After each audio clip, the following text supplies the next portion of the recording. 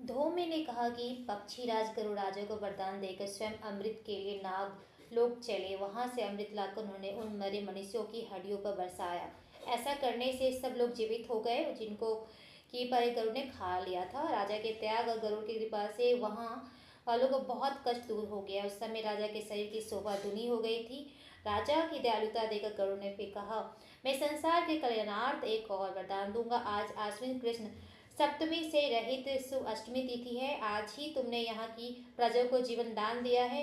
हे वत्स, अब से यह दिन ब्रह्म भाव हो गया है। जो मूर्ति भेद से विविध नामों से विख्यात है वही त्रैलोक्य से पूजित दुर्गा अमृत प्राप्त करने के अर्थ में जीवित पुत्रिका कहलाई है।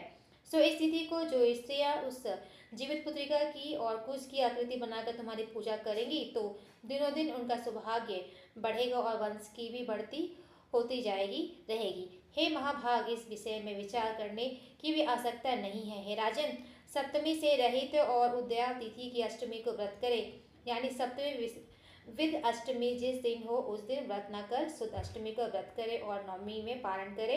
यदि इस पर ध्यान न दिया जाए गया तो फल नष्ट हो जाएगा और सौभाग्य तो अवश्य नष्ट हो जाएगा।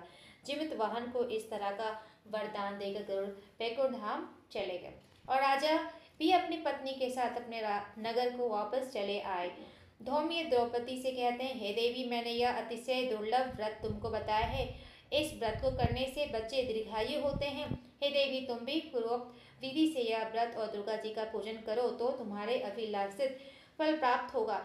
मुनिराज धौम्य की बात सुनकर द्रौपदी के हृदय में एक प्रकार का कौतूहल उत्पन्न हुआ और पूर्ववासिनी स्त्रियों को बुलाकर उनके साथ यह उत्तम व्रत किया। गौतम ने कहा, यह व्रत और इसके प्रभाव को किसी एक चील ने सुन लिया और अपनी सखी सियारिन को बतलाया। इसके बाद पीपल वृक्ष की शाखा पर बैठकर उस चील ने और उस वृक्ष के खोते में बैठकर सियारिन ने भी व्रत किया।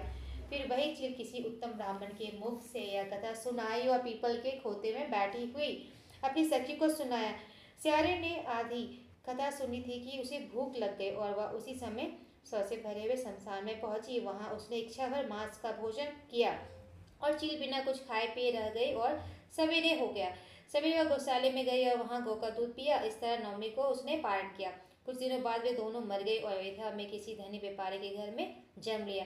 संयोग से उन दोनों का जन्म एक ही घर में हुआ जिसमें सियारिन ज्येष्ठ हुई और जो चील थी छोटी। वे दोनों सभी शुभ लक्षणों से युक्त थी, इसलिए बड़ी लड़की काशीराज के और छोटी उसके मंत्री के साथ ग्राह्यपत्य अग्नि के सामने विधि पूर्वक विवाही गई, यानी शादी हुआ, विवाह हुआ। पूर्व जन्म के कर्म फल से वह मृगनयनी रानी हुई। जिस